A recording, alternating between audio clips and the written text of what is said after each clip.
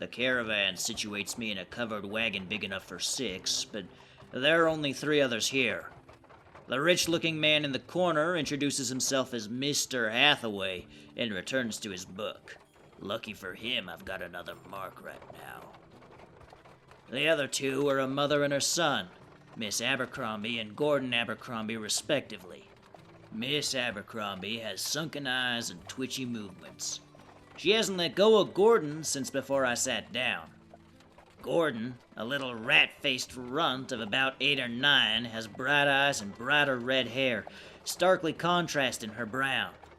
He's bending over his mother's arms to play with 2 toy soldiers on his lap. This is your last chance, Jurgen. Leave now before I blast you full of holes. No, you leave, Dave. I can't believe I ever called you my brother.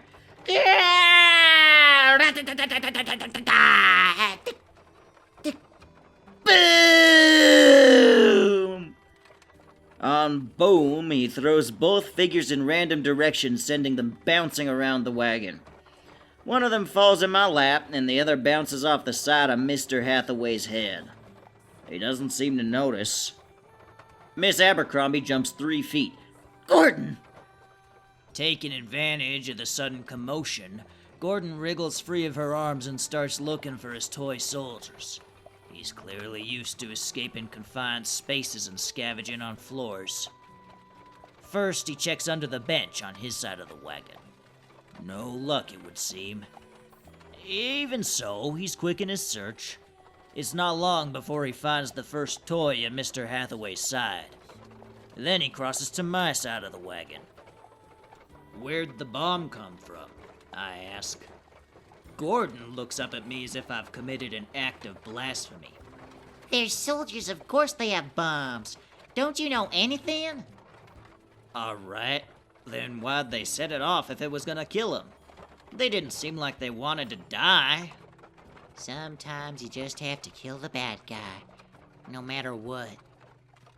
Which one was the bad guy? Dave? They both were. That's why they both died, stupid. Whatever you say, kid. Here's your toy.